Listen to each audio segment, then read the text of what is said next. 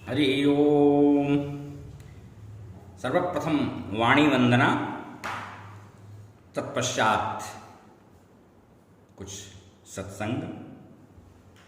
सुजन मानस मोद विधायिनी, सुवदना भव दुख विदारिणी, मतिमतां हृदयाम्बुजवासिनी,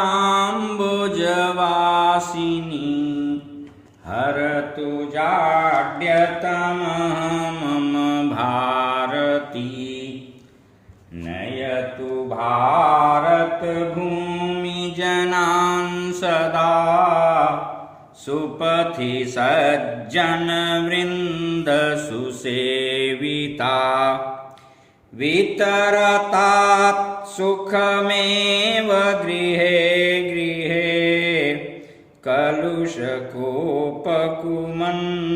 गदापहा। अयोध्यास्थ काली कुलालय द्वारा आयोजित, प्रचारित एवं प्रसारित इस सारस्वत समारोह में सम्मिलित होने वाले सभी जिज्ञासुओं, मुमुर्षुओं का आत्मिक अभिनंदन है। जो हमारे सनातन धर्म के वेद वाक्यों के प्रति प्रतिश्रुत हैं, विद्ययामृतमश्नुते स्वाध्यायान् मा प्रमर्तव्यम आदि वेदादेश श्रुतिवाक्यों का यथेष्ट परिपालन परिपोषण करते हैं, उन सबका अभिनंदन करते हुए हम कल की उस परिचर्चा को और आगे बढ़ाते हैं, जो विद्या बुद्धि के अभिवर्धन हेतु प्रासंगिक हैं। तंत्र की जो भी साधनाएं हैं, वो सभी साधनाएं गुरु कृपाश्रित होती हैं, इसलिए इसमें गुरुर आज्ञा गरीयसी, केवल गुरु आदेश सर्वोपरि होता है। गुरु केवल नर रूप में है, तो नर रूप में, लेकिन नर रूप में केवल मनुष्य ही नहीं होता है। गुरुर् ब्रह्मा गुरुर्विष्णु गुरुर्देवो महेश्वर, गुरु साक्षात परब्रह्म तस्मै श्री गुरुवे नमः। ब्रह्मा है, विष्णु है, महेश है और साक्षात ब्रह्म है। गुरु साधक और इष्ट के मध्य का सेतु है। गुरु आत्मा को परमात्मा से जोड़ने का माध्यम है। गुरु हमारी प्रेरणा का स्रोत है, श्रद्धा का जल है, और गुरु की कृपा साधक पर हमेशा बरसती रहती है। उसमें भी मानव गुरु, दिव्यो गुरु, परमेष्ठी गुरु, परात्पर गुरु, गुरु से जुड़ने के बाद उस गुरु परंपरा में या उस साधना की आदि कड़ी से लेकर अद्यावधि जो भी साधक रहे हैं, सिद्ध साधक हैं, वह सूक्ष्म शरीर से साधक का सहयोग करने लगते हैं, साधक के लिए सहायक सिद्ध होने लगते हैं। इसलिए गुरु बहुत ही महत्वपूर्ण होता है, अन्यथा साधना में सफलता संदिग्ध हो जाती है। तंत्र वाङ्मय बहुत ही संवेदनशील है, तंत्र साधना बहुत ही संवेदनशील है, इसलिए इसमें तो गुरु की महती अनिवार्यता होती है। तंत्र के भी कई भाग हैं, उसमें एक वनस्पत तंत्र है, और उस वनस्पत तंत्र का भी उतना ही महत्व है जितना तंत्र के अन्य चीज़ों का। इन सभी वनस्पत और मंत्रों के द्वारा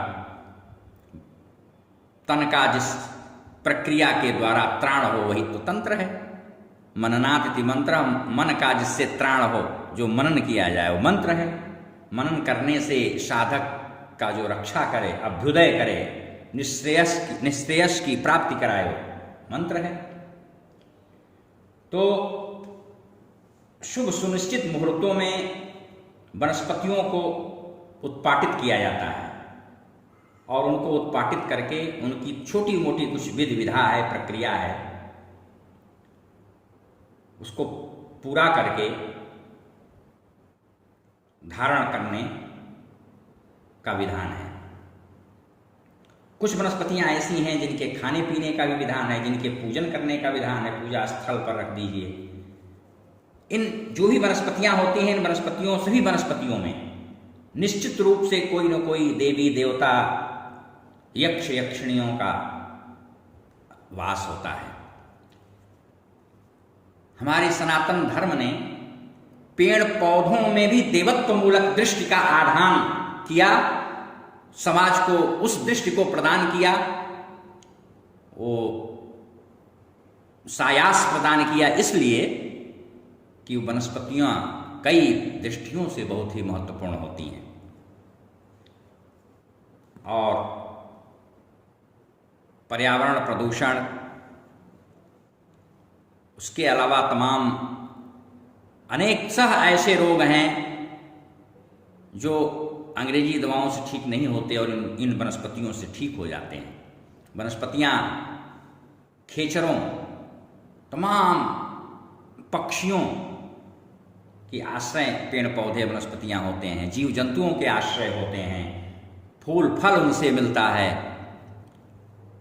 और कई तरह के ऐसे मंत्र हैं जिनकी सिद्धि उन पेड़ पौधों के नीचे, वनस्पतियों के नीचे बैठ करके ही संभव है। यह एक अलग विषय है, बहुत विस्तृत विषय है, इस पर फिर कभी चर्चा की जाएगी। तो सविधि उन वनस्पतियों को प्राप्त करना चाहिए, और जब सविधि उन वनस्पतियों को हम प्राप्त करते हैं तो अभिष्ट कार्य की संसिद्धि में वो वनस्पतियां प्रबल सहायक सिद्ध होती हैं। इसी तरह से स्मृति विद्या का संबंध भी दिमाग मस्तिष्क से है, और आगे कथित औषधियों का प्रयोग मस्तिष्क को परिपुष्ट करता है, नैरोग्य प्रदान करता है, निरोग बनाता है, दिमाग के सारे रोगों का समूल विनाश करता है। उनमें, उन वनस्पतियों में जो श्रेण्य वरेण्य हैं, मैं उनको बता रहा हूं आपसे। ब्राह्मी, शंखपुष्पी और वच विशेष रूप से उल्लेखनीय वनस्पतियां हैं। हां, एक सीमा तक अखरोट, बादाम और लहसुन भी इसमें बहुत ही महत्वपूर्ण लाभकारी सिद्ध होता है। यहां हम कुछ वनस्पतियों के माध्यम से होने वाले जो प्रयोग थे उनकी प्रासंगिकता को समाज से और विद्याध्ययन करने वाले विद्यार्थियों से जोड़ते हुए मैं प्रस्तुत कर रहा हूं। विद्या, बुद्धि, स्मृति, इनके अभिवर्धन हेतु कुछ योग बताए गए हैं। जैसे माघ शुक्ल पक्ष की त्रयोदशी की सांध्य वेला में आप जा करके ब्राह्मी बूटी को आमंत्रित कराने, और चतुर्दशी को प्रातः वेला में यानी ब्रह्म वेला में उठ करके बिना किसी से कुछ बोले ब्राह्मी के पौधे को जड़ से उखाड़ लाएं और पुनः उसे खरल इत्यादि या सील पर पीस करके उसका पान करना होता है। और सोपानक क्रम से मैं आपको निर्दिष्ट कर रहा हूं। जब चावल से ले जा करके और उसको एक दिन पहले ब्राह्मी बूटी को आमंत्रित करना हो तो ओम कुमार रंजन्यै नमः, ओम कुमार रंजन्यै नमः यह मंत्र 21 बार पढ़ते हुए चावल से उसको घेर दीजिए। फिर ऐं बुद्धिवर्धिन्यै नमः इसको 21 बार पढ़ करके जड़ सहित उसको उखाड़ लाइए। पुनः ऐं ह्रीं ब्राह्म्यै नमः इसको 21 बार आप पढ़ करके उसको धो धा करके पीस लीजिए और फिर सरस्वती के किसी मंत्र को 108 बार जप करिए स्फटिक की माला पर या कर माला पर, और वह जब आपको जा करके किसी नदी के तट पर करना है, कोई भी नदी हो, समुद्रगामिनी नदी हो तो और अच्छा, और कम से कम एक माला जप करना है। उसके बाद उस रस को छान करके नाभि भर जल में खड़ा होकर के पान कर लेना है। उसके बाद फिर एक माला जप करना है। एक प्रयोग तो यह रहा। दूसरा प्रयोग आपको मैं बता रहा हूं। हमारे यहाँ सनातन धर्म में जितने भी संप्रदाय हैं, पंथ हैं, उन सबका अध्यात्म के क्षेत्र में, सामाजिक उत्कर्ष के क्षेत्र में बहुत बड़ा अप्रतिम योगदान रहा है। और जो ऋषि महर्षि जिस मार्ग से, जिस विधा से अपने जीवन के गंतव्य को तय करके और आध्यात्मिक पथ का पथिक बना, कुछ प्राप्ति किया, उसने उसको, उस विध विधा को लोकार्थ, लोक के हित के लिए उस रूप में व्यक्त किया, निरूपित किया और अपने अपने रुचि के अनुसार, गुरु परंपरा के अनुसार उन मार्गों के अवगाहक उन विद्याओं का उपयोग करते हैं। सनातन धर्म में विद्या, मेधा व स्मृति हेतु वैसे तो अनेकशः प्रयोग प्राप्त होते हैं। हम लोगों के यहाँ विशिष्टाद्वैत रामानुज श्री संप्रदाय में शास्त्र प्रबोधनार्थ एवं मेधा प्रज्ञा प्रवर्धनार्थ श्री हयग्रीव भगवान के प्रयोग बहुत ही प्रभावी होते हैं, प्रचुर प्रभावी होते हैं। हयग्रीव भगवान के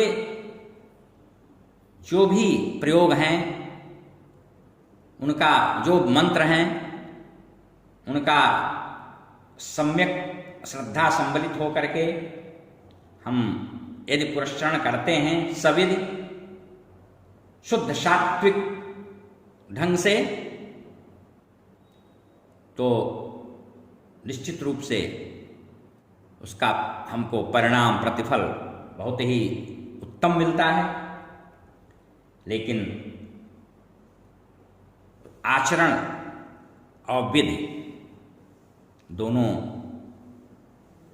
की महत्ता आपको विदित ही है। इसके अलावा और भी कई प्रयोग हैं जिन्हें हम आपके समक्ष प्रस्तुत कर दे रहे हैं। एक प्रयोग है गुरु कृपामार्ग विहंग शंखिनी बचा भयाकुष्ट शतावरी समम घृतेन लीढ़ प्रकरोति मानव त्रिभिर्दिनैः श्लोक सहस्त्रधारण। गुरुच गिरोय अपामार्ग चिचिरा बायबिडंग शंखपुष्पी ब्राह्मी वच सोंठ शतावरी, इन सबको बराबर बराबर मात्रा में समान अनुपात में लेकर हम चूर्ण बना लें और गाय के घृत में ताजा घी निकला हुआ हो तो ज़्यादा अच्छा है, देसी गाय का मिल जाए तो और अच्छा है। एक एक तोला अंदाज की 4-4 गोलियां बना लें। उसके बाद हयग्रीव भगवान का एक मंत्र है। उस मंत्र को कम से कम 21 बार या एक माला प्रतिदिन पढ़ करके एक एक गोली खाएं तो यह अचूक बुद्धिवर्धक सिद्ध होता है।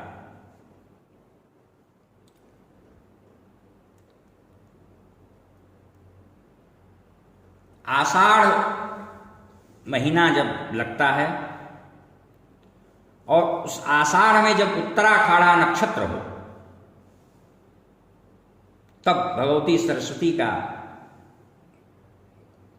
एक मंत्र है, उसको एक माला जप करें और रात्रि में 11 बजे से 12 बजे के मध्य में कभी भी 21 बार उसका जप करके अपने जिह्वा पर लाल चंदन से कुशा से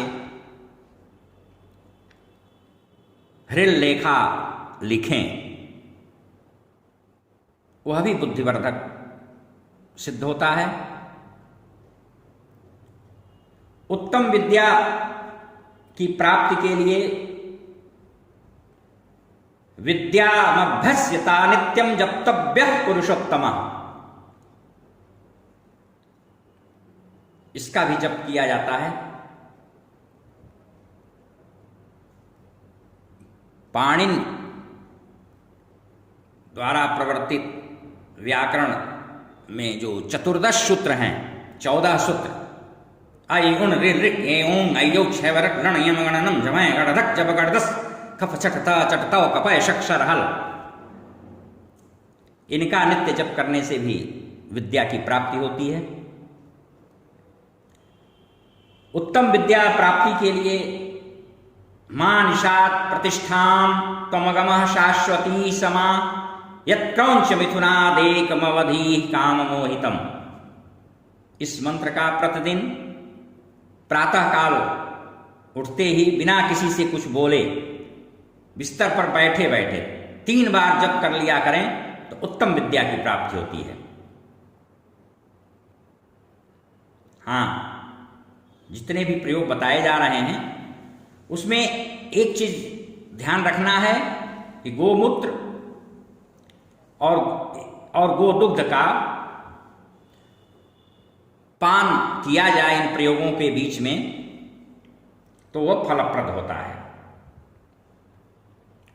इन प्रयोगों में जिस मंत्र का जप करें उस मंत्र से अभिमंत्रित करके वच का पाउडर बना लें और उसको देशी गाय के घी से या शहद से चाट लिया करें, वह भी बुद्धिवर्धक सिद्ध होता है।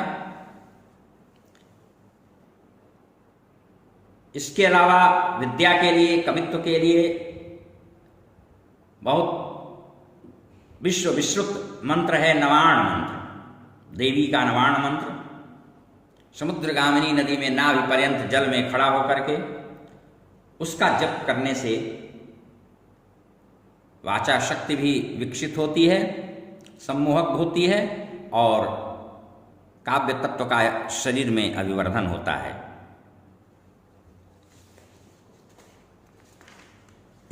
इसके अतिरिक्त स्कंद भगवान, जिनको कार्तिकेय कहते हैं, षडानन, उनका भी बहुत ही प्रभावी प्रयोग है। उसको प्रज्ञावर्धन स्तोत्र कहते हैं। पुरस्चरण काल में उसके साथ साथ उनका ध्यान और उनके मंत्र का जप भी करना प्रशस्त होता है, श्रेयस्कर होता है। बहुत ही अचूक प्रयोग है इनका। और यह प्रयोग अश्वत्थ यानी पीपल के वृक्ष के नीचे मूल में बैठ करके किया जाता है। अनुष्टुप छंद में ग्रथित कुल 7 श्लोक हैं, उन्हीं का वाचन होता है और पुख्य नक्षत्र से उसका शुभारंभ किया जाता है और पुख्य नक्षत्र आने पर ही उसकी समाप्ति होती है। 27 दिवसीय इनका पुरस्करण है, एक पुरस्करण 27 दिन का। और जब साधक पुरस्करण कर रहा हो उस क्रम में, उस समय में उसको मोर को चावल खिलाना चाहिए या मयूर जो भी खाता हो, जो भी अन्न उसको खिलाएं। वैसे तंडुल खिलाएं, चावल तो ज़्यादा अच्छा है। ऐसा करने से साधक विलक्षण वाचा शक्ति और प्रतिभा से परिपूर्ण होता है। यह स्वानुभूत अनुभवगम्य प्रयोग है।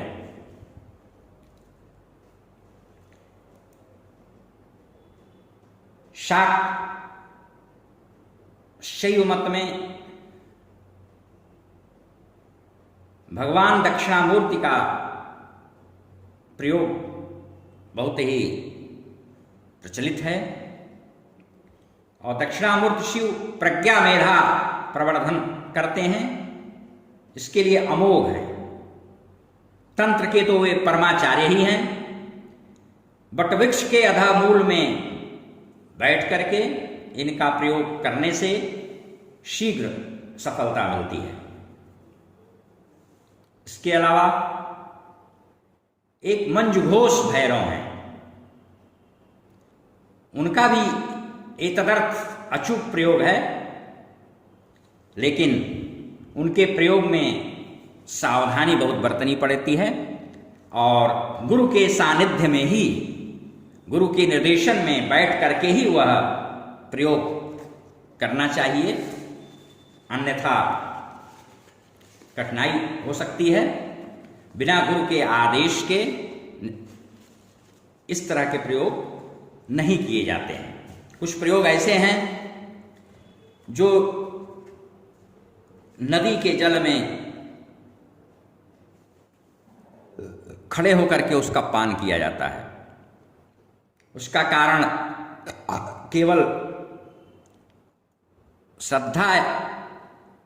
श्रद्धातिरेकी या आध्यात्मिक ही नहीं है, उसमें वैज्ञानिक भी कारण है।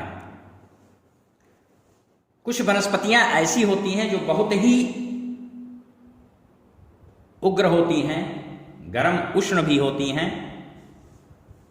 सबके लिए सुपाच्य नहीं होती। इसलिए उन वनस्पतियों का जब प्रयोग करना हो, पान करना हो, तो कंठ भर नदी के जल में खड़ा हो करके और आपका मुख जो हो, जिधर नदी का जल जा रहा हो बह करके उधर के तरफ हो, जिससे कि आप उसका पान करें। और अगर यदि वह पचे न, आपको वमन हो जाए, उल्टी हो जाए, तो वह उस बहते हुए पानी में हो, पानी की जिधर दिशा है, जल बह कर जा रहा है उधर को आपका मुंह है, तो उधर को उल्टी होगी तो वो बह करके चला जाएगा और आपके शरीर का स्पर्श नहीं करेगा। अगर वमन होने पर शरीर पर उसका छींटा पड़ जाता है तो चर्म रोग, कुष्ठ रोग होने की प्रबल संभावना रहती है। इसलिए कंठ पर्यंत नदी के जल में खड़ा होकर के उन प्रयोगों को संपादित किया जाता है। और वरुण देवता हैं, वरुण देवता के सानिध्य में नाभि पर्यंत, कंठ पर्यंत जल में हम खड़ा होकर के कोई भी जप करते हैं तो साधना में सिद्धि लाभ जल्दी होता है। आज इतना ही। अब इसके बाद फिर अगले दिन बैठ करके हम लोग कुछ और विषयों पर, गंभीर विषयों पर विचार विमर्श करेंगे। सभी श्रोताओं, सहयोगियों को हार्दिक भोजशः साधुवाद।